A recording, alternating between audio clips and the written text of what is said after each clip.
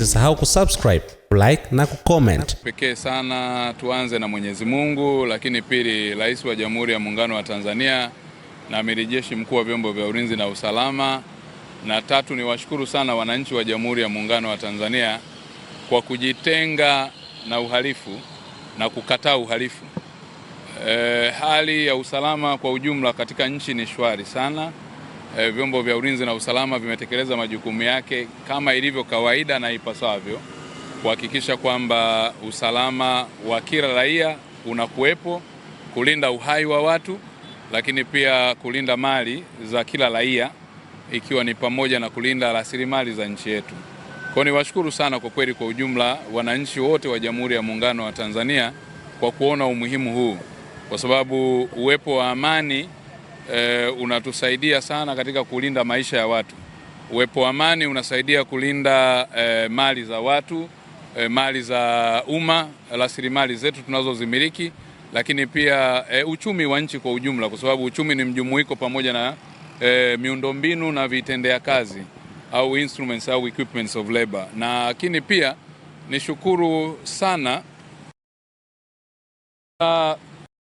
kipindi hicho cha nyuma wananchi wameendelea kutupa support kubwa sana.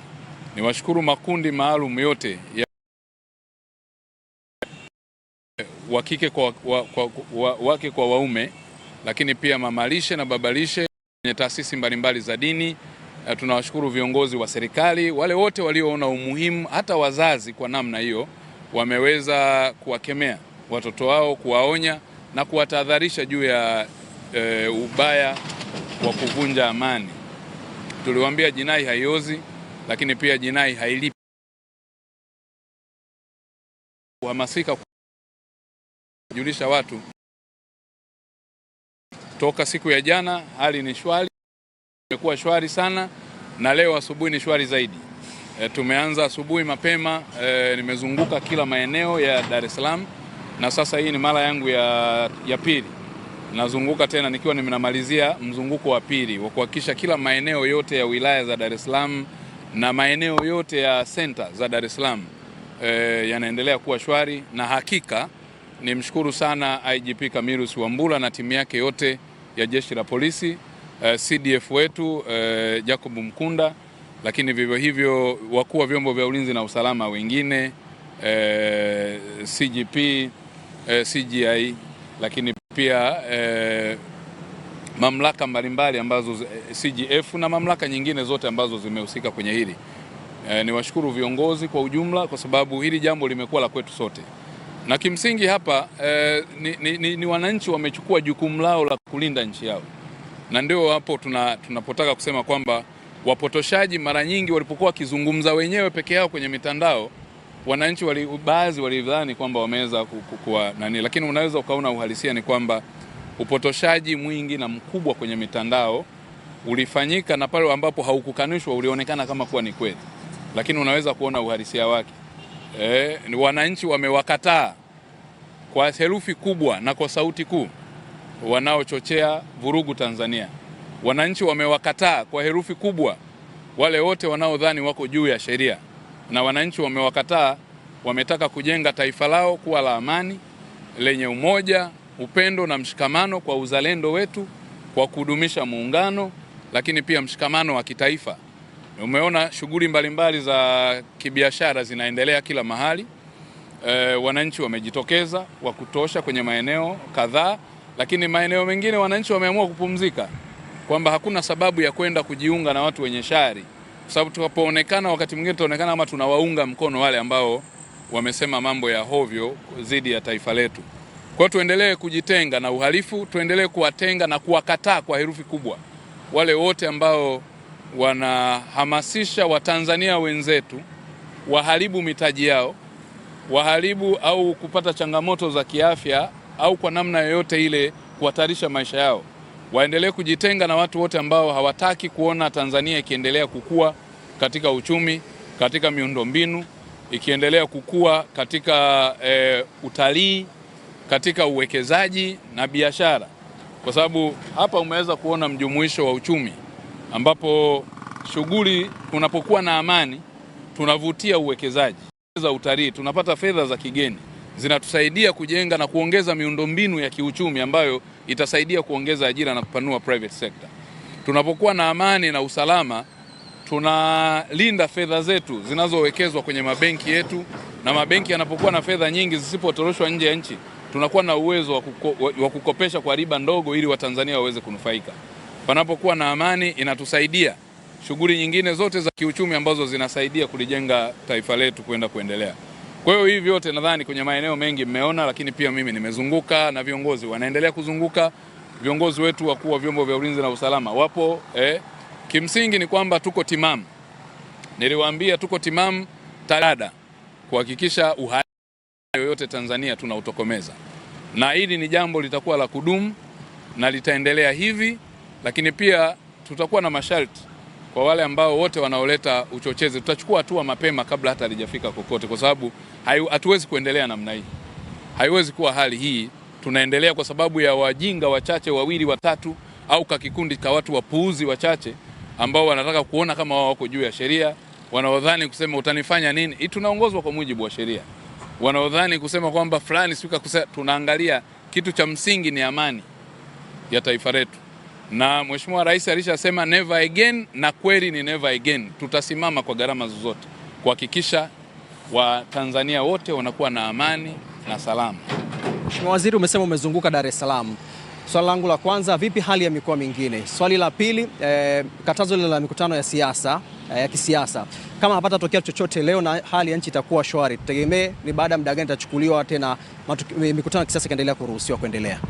Nadhani nitajibu hilo la kwanza, ambalo hilo la pili halihusiani na muktadha huu, kwa sababu hata tukifanya hivi kuhakikisha kuwa kuna amani, sio kwa sababu ya siasa. Msingi ni kwamba kwenye maeneo mengine mikoani kote hali ya usalama ni shwari sana pia, na ni shwari kuliko hata hapa Dar es Salaam. Tumepata taarifa nyingi, na katika kila maeneo, kila makundi, wapo vijana walio kwenye jogging, tuna watu wetu kwenye michezo, kwenye bodaboda, kwenye kila vituo tuna watu wetu. Hali ni shwari na salama sana. Kwenye shughuli mbalimbali ambazo zinaendelea za kiuchumi nako pia wanaendelea. Kwa madereva wa malori, mabasi, vituo vya daladala, maeneo ya mikusanyiko yote kwa ujumla, kwenye masoko tuna watu ambao wanatupa taarifa kila wakati juu ya hali na maendeleo ambayo yako. Kwa hiyo kwa kweli kwa sasa hivi sijui hata nisemeje, lakini nakosa kauli. Itaendelea kuwa hivi kwa Tanzania yetu, amani na salama kama jinsi ambavyo toka tupate uhuru, itaendelea Tanzania kuwa salama. Kwa hiyo mikoa yote hali ni shwari, mpaka kwenye wilaya, kitongoji, mpaka kijiji. Kule tuna askari wetu wale wa asili, sungusungu, marafiki wa Dr. Samia Suluhu Hassan, wanafanya kazi yao. Na katika ripoti hii ya kipindi hiki, hata mifugo hakuna wizi ambao umefanyika kwa hali yoyote ile. Kwa ina maana tumekuwa na intensive security concern ambayo imeendelea kuwepo kila mahali. Wito wangu kwa wananchi, nchi yetu Tanzania ni nchi moja tu. Hakuna nchi nyingine yoyote ambayo unaweza ukapata uhuru wa kupata chochote, kiwe kutoka katika serikali, iwe katika kupata huduma, iwe popote. Hakuna. Hata wao walio nje ya nchi kuna haki wanazikosa nyingi sana.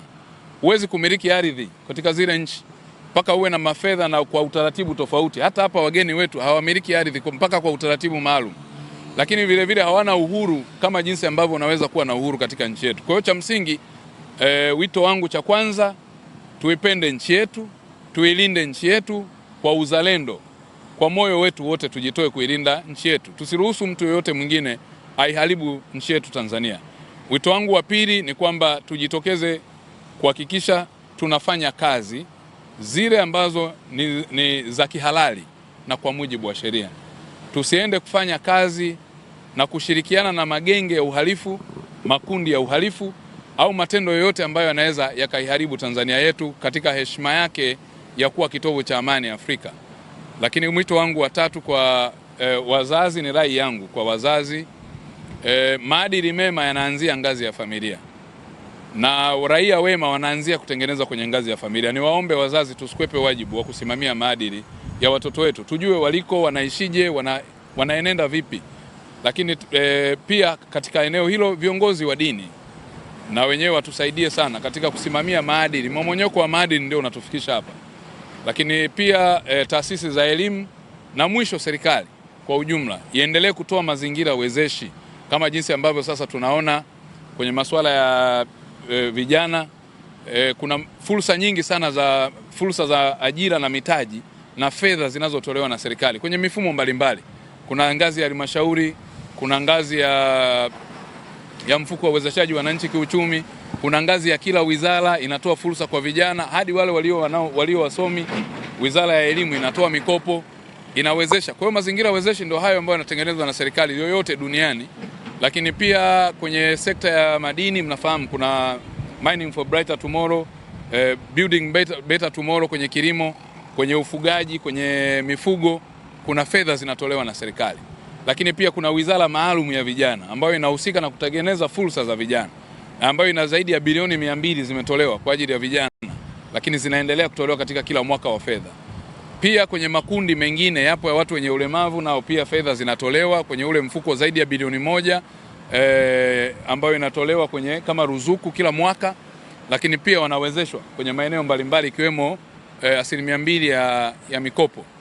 Makundi ya wakina mama vile vile. Kwa hiyo shughuli kama hizi ni muhimu, zinatengeneza mjumuiko wa kiuchumi. Kwa hiyo wito wangu ni kwa kweli tutafute fedha zaidi na tukatae kwa herufi kubwa wale ambao wanaamini uongozaji wa nchi inaongozwa kwa maandamano. Nchi inaongozwa kwa mujibu wa sheria, taratibu na kanuni. Nchi inaongozwa pale inapokuwa na uchumi, ndipo hapo tunaweza kupata fursa za ajira. Kwa hiyo amani inazaa uchumi, uchumi unazaa ajira, ajira inazaa maslahi ya mtu mmoja mmoja na kuweza kujitegemea katika ngazi ya mtu mmoja mpaka ngazi ya familia.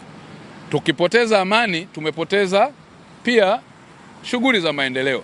Tukipoteza shughuli za maendeleo, tumebomoa uchumi wetu. Tukibomoa uchumi wetu, tutaanza kuruhusu watu waanze wababe kupigana, kugombania vile ambavyo tunavyo, na hatimaye mwisho wa siku vurugu hizo, hakuna bingwa, tutaenda kwenye mauaji na vita na mapigano ya wenyewe kwa wenyewe, na hatimaye hata uhuru tulio nao tutaupoteza. Kwa hiyo ni rai yangu kwa Watanzania, tusimame katika msingi huo. Ili kwa wa kwanza kupata habari zetu, tafadhali usisahau kusubscribe, like na kucomment.